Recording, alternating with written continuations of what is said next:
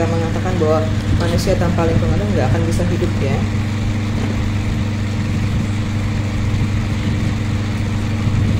Nah, apa itu manusia? Mungkin kalian sudah dapat di mata kuliah sebelumnya ya.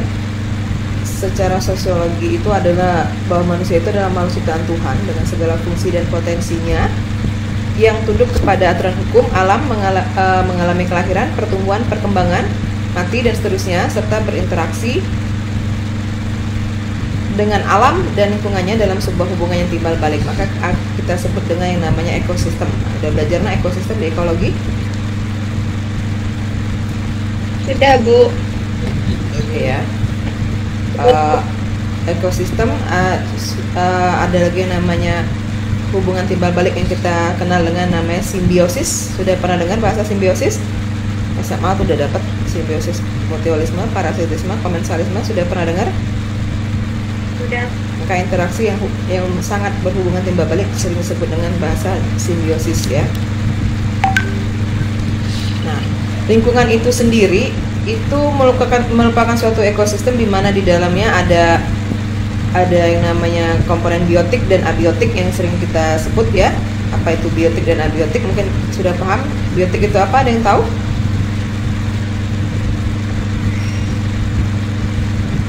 Lingkungan biotik dan abiotik.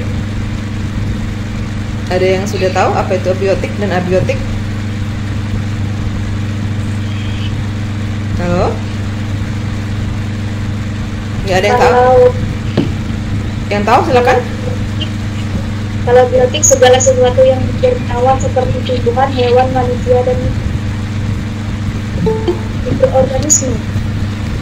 Biotik yang hidup. Abiotik? Iya, Bu, segala sesuatu yang bernyawa. Kalau abiotik ada kebalikannya, Bu, yang tidak bernyawa. Contohnya?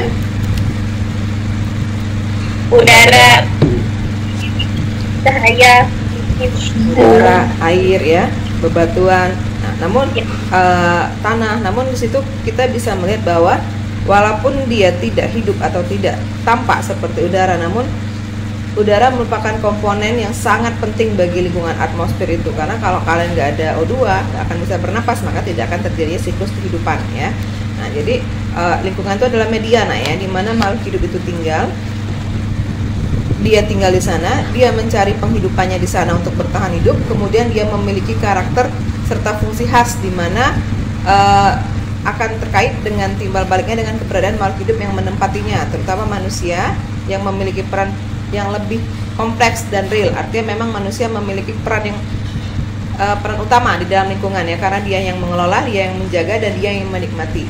Nah, itulah namanya lingkungan. Lingkungan itu adalah media. Di dalam lingkungan itu ada yang namanya ekosistem, ada yang namanya simbiosis, sehingga terjadi suatu interaksi ya, di mana memang manusia memiliki peran utama di dalamnya. Nah, kira-kira secara garis besar itulah hubungan antara manusia dan lingkungan. Kenapa manusia memiliki peran utama? Karena memang manusia yang diberkati Tuhan akal dan pikiran yang paling sempurna. Maka dia bisa berpikir, dia bisa mengolah lingkungannya dengan baik, dia bisa menghidupi hidupnya di dalam lingkungan dengan memanfaatkan lingkungan yang ada di sekitarnya. Oke? Nah, ini dia, ada yang namanya ekologi, ada yang namanya ilmu ekologi, oikos dan logos. Oikos itu kalau dari bahasa Latinnya itu artinya rumah tangga, dan logos itu ilmu.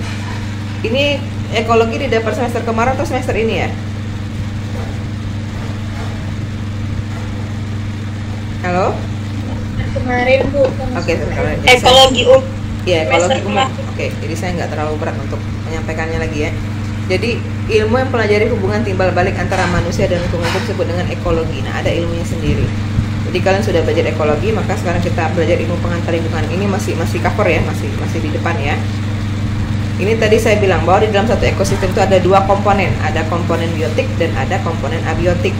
Nah, peran si biotik ini dia sebagai produsen, konsumen, dan pengurai. Jadi dia yang mencari, dia yang memproduksi, dia yang menggunakan, dan dia sebagai pengurai ini adalah kalau dalam tingkat makan memakan, pengurai ini di tingkat paling akhir, maka dia yang menguraikan ya. Nah, Sedangkan abiotik itu ada tanah, udara, air, suhu dan cahaya, di mana kedua komponen ini tidak akan dapat terpisahkan dalam kehidupan manusia di dalam lingkungan, ya. Manusia butuh makanan, dia di komponen biotik. Manusia butuh pakaian, dia di komponen biotik. Manusia butuh udara, manusia butuh tanah, manusia butuh air untuk bertahan hidup, maka dia ada di komponen abiotik.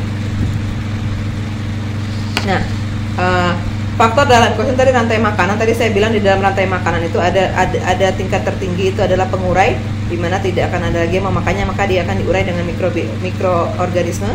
Kemudian ada habitat, kemudian di atas habitat ada populasi ada komunitas, kumpulan komunitas itu namanya biosfer. Itu faktor yang ada di dalam ekosistem, ya.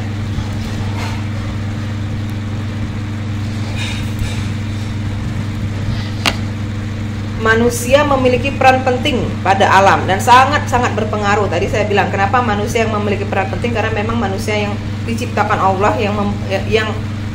ciptaan Allah yang memiliki akal, ya, yang memiliki akal yang tinggi, ya. Jadi kalau kita memang ada beberapa penelitian bahwa antara manusia dan orang hutan atau simpanse itu dia genetiknya hanya berbeda 0 sekian persen, ya, tidak nyampe 1%. Tapi apa yang membedakan manusia dengan mereka itu adalah akal pikiran yang diberikan oleh Allah Subhanahu wa taala. Maka gunakanlah akal pikiranmu itu dengan baik dan syukuri. Jangan digunakan untuk hal-hal yang negatif, ya. Nah, karena manusia udah dibekali dengan akal dan pikiran, maka dia akan memiliki keinginan untuk menyempurnakan hidupnya dan meningkatkan kesejahteraannya. Bagaimana cara mereka dapat meningkatkan taraf hidupnya? Maka mereka akan muncul inovasi dalam dirinya. Mau ngapain ini kita? Oh gini. Nah, maka dengan inovasi yang tinggi maka akan tercipta iptek yang lebih tinggi. Contoh aja yang sangat real sekali yang sekarang kita gunakan ini, ya. Manusia kan akan berpikir bahwa suatu hari bagaimana sih cara untuk mempercepat komunikasi tanpa bertatap muka. Nah, dulu seperti itu, ya. Bagaimana sih cara menginformasikan sesuatu hal penting dengan tidak memakan waktu yang lama. Dulu ada telegram, ada surat menyurat. Nah, kemudian diciptakanlah yang namanya handphone dulu, ya, handphone. Nah, handphone itu kan telekomunikasi, ada dulu telepon rumah. Telepon rumah yang berdering-dering itu kan sudah adanya inovasi dan perubahan iptek. Kemudian muncul lagi gimana sih biar itu bisa dibawa kemanapun dan orang personal bisa punya, karena kalau hanya untuk di rumah kita sulit. Maka ada lagi yang namanya handphone yang bisa dibawa, telepon genggam, ya, telepon tangan yang bisa dibawa kemana-mana per individu. Nah, maka itu adalah suatu inovasi yang dikembangkan oleh manusia dari pikirannya, dari ilmunya yang diberikan oleh Allah Subhanahu wa taala. Nah, dengan bertambahnya inovasi mereka, maka mereka akan meningkatkan ilmu pengetahuan dan teknologi mereka.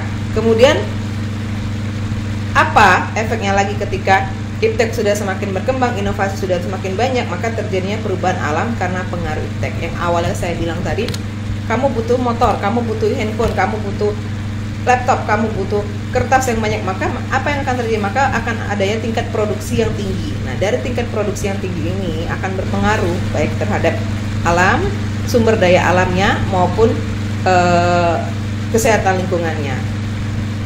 Ya, jadi bahan bakunya akan semakin banyak digunakan yang akan diambil dari alam. Kemudian pengaruh dari semua itu, misalnya penggunaan HP itu kan ada kita kan pakai ini, ya, pakai sinyal, ya. Nah, sinyal itu kan mempengaruhi, sinyal itu merupakan salah satu radioaktif yang dapat mempengaruhi atmosfer udara, yang dapat mempengaruhi lapisan atmosfer, ya, lapisan ozon. Makin banyaknya radiasi, nah, sinar itu adalah radiasi, ya, sinyal itu radiasi. Makin banyaknya radiasi, maka akan terjadi perubahan alam. Itu maksudnya. Industri yang semakin banyak limbahnya mempengaruhi alam kita, mempengaruhi kualitas lingkungan kita. Bisa dimengerti sampai sini, Nak? Bisa, Bu. Oke. Bisa, Bu. Saya lanjut, ya. Nah, manusia itu adalah makhluk sosial. Itu ini sebenarnya ini di pelajaran, kalau dulu saya di SMA ini di pelajaran sosiologi, ya. Saya kan di SMA kelas 2 saya terakhir belajar sosiologi atau kelas 1 gitu, ya. Nah, manusia itu adalah makhluk sosial. Kenapa manusia dibilang makhluk sosial? Ada yang tahu? Karena kita nggak bisa hidup sendirian, ya. Kita butuh. Iya. Maka kenapa kita tidak bisa hidup sendirian. Maka di dalam ilmu biologi ada yang namanya simbiosis gitu. Kita nggak bisa hidup sendirian. Maka di dalam biologi ada yang namanya ilmu simbiosis, bahwa kita saling terkait dan saling membutuhkan. Banyak uang, banyak jabatan tuh nggak perlu. Kalau ajal sudah menjemput, siapa yang mau mengantar kamu ke kuburan? Mau jalan sendiri, kamu gali sendiri? Nggak kan? Nah, maka itu dinamakan bahwa manusia itu adalah makhluk sosial. Makanya jangan terlalu melihat ke atas, sekali-sekali tundukkan kepalamu ke bawah ya nak ya. Nah, manusia itu ada IQ, ada IQ, ada SQ. Maka dia manusia kompleks, makhluk hidup yang paling kompleks yang diciptakan Allah, yang sangat sempurna, punya pikiran, punya hati, punya keinginan ya. Nah, itu. Menurut Howard Gardner, ada di dalam intelijensi manusia itu ada beberapa bagian, ada linguistik, ada logika, ada matematika, ada musik. Jadi nggak karena diri kita itu sebenarnya ada sisi seninya. Kalau nggak ada sisi seni, mungkin kita nggak seperti orang yang sudah kehilangan akalnya. Kamu nggak mungkin cantik lagi, nggak mungkin pakai baju yang rapi lagi, nggak mungkin pakai dandan dulu sebelum keluar rumah, apa adanya gitu, apa adanya, dengan kata bahwa memang mental kamu udah nggak berpikir ke sana lagi. Jadi itu adalah kerusakan mentalnya ya. Ada ruang, ada interpersonal, ada intrapersonal, ada fisik, ada naturalistiknya. Ini sebenarnya ilmu sosiologi ya, tapi saya masukkan sedikit biar nanti kita bisa tahu hubungannya ya. Nah, ini pengaruh kecerdasan dan lingkungan. Semakin cerdas manusia, maka dia akan semakin berinovasi. Nah, maka pengolahan lingkungan akan semakin banyak, sehingga akan adanya peradaban baru. New normal ini adalah peradaban baru, di mana semuanya dilakukan secara daring ya. Ketika ada suatu pandemi yang memaksa kita untuk tidak melakukan sosialisasi, maka ada yang disebut dengan social distancing, physical distancing, artinya kita harus menjaga jarak. Maka manusia akan berpikir, berinovasi, gimana sih caranya dari jarak jauh kita pasti tetap dapat melakukan kegiatan. Maka timbullah aplikasi-aplikasi baru, maka timbullah alat-alat baru yang dapat memfasilitasinya. Maka ada peradaban baru. Apa yang peradaban baru yang kita dapat sekarang? Ya gini, kalian di sana, saya di sini, di mana-mana, tapi kita masih tetap bisa menjalankan aktivitas kita, masih bisa dapat sharing ilmu. Itu namanya peradaban ya. Ini sudah peradaban modern. Sekarang kita berbicara mundur ke belakang ya. Dulu di masa manusia purba, di masa ilmu pengetahuan belum berkembang, nggak ada baju, nggak ada pakaian kan. Kalau kamu sering lihat Pindecatropus erectus, Homo sapiens, dia hidupnya masih nomaden, berpindah-pindah ya. Nggak ada rumah yang permanen. Kemudian karena adanya otak, karena adanya pikiran tadi yang sudah diciptakan Allah, maka kita berpikir gimana sih caranya agar kita bisa hidup lebih baik lagi. Slide pertama yang saya sebutkan, lebih pantas lagi dan lebih layak lagi. Maka sudah mulai adanya peradaban, dibuatnya baju dari pelepah pisang atau dari kulit tanaman, sehingga ada kemudian berkembang menjadi tekstil. Maka sekarang yang kamu pakai sekarang ada gamis, ada dasar ceruti, ada apalah gitu ya. Nah, itu yang namanya peradaban. Jadi dari peradaban itu dari tahun ke tahun akan berkembang. Bisa kamu lihat ya.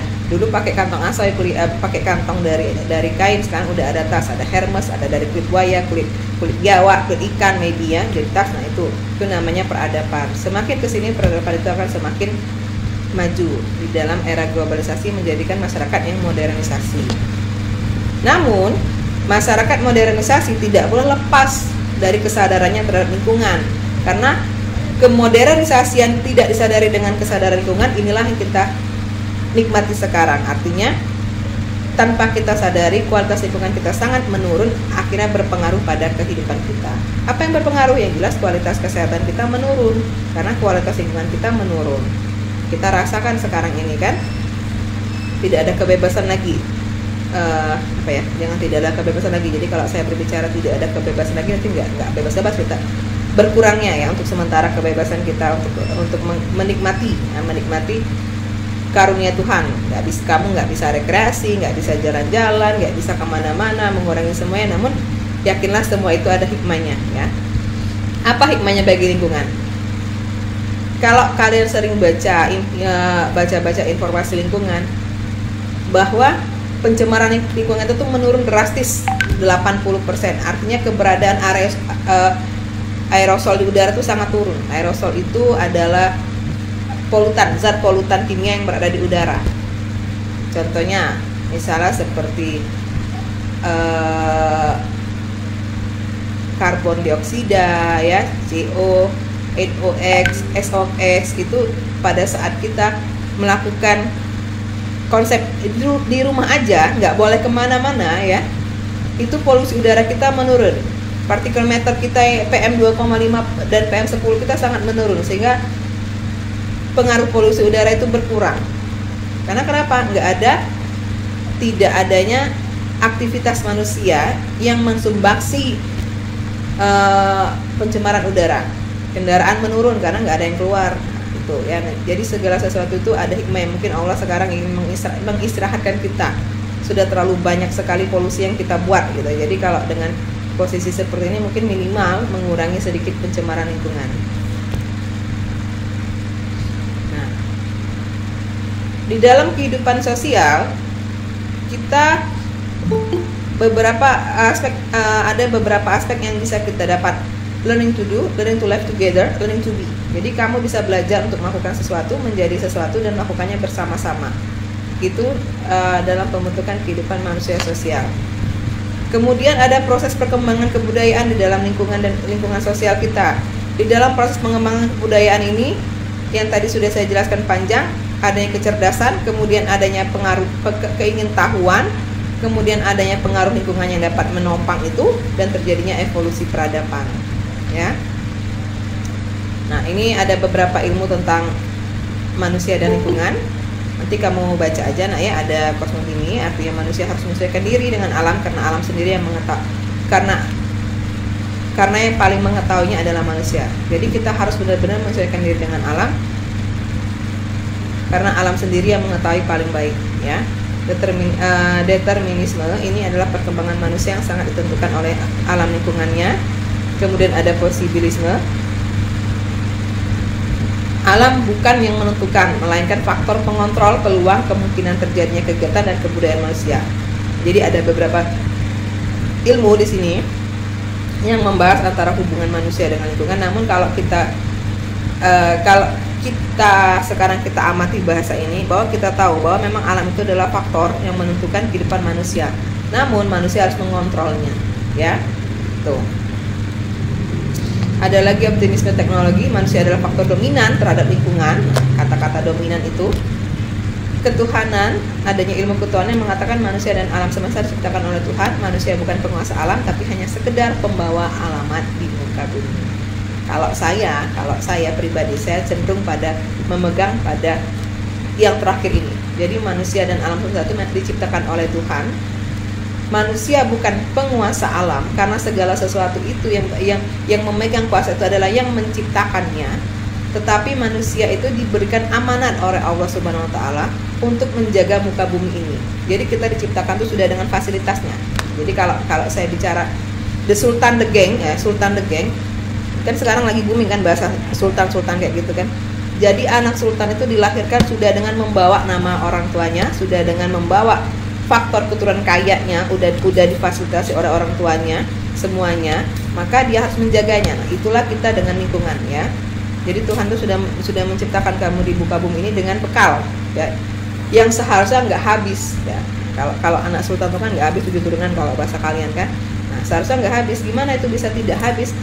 Itulah manusia menciptakan akal pikiran manusia untuk mengolah lingkungan, ya, mengolah lingkungan dengan baik dan benar sehingga kualitas lingkungan tetap terjaga. Kalau saya lebih berpegangan pada the last statement.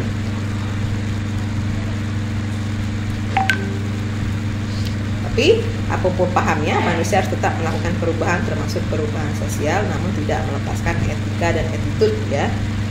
Tidak melepaskan diri dan menyadari bahwa siapa penciptanya. Nah, dari hal tersebut ada beberapa problema lingkungan yang kita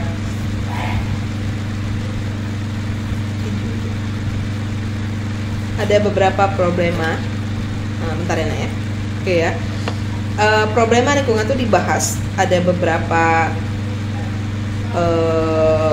teori ya, menurut David, ada prasangka, ada perdamaian, ada penduduk dan kemiskinan, dan ada pencemaran.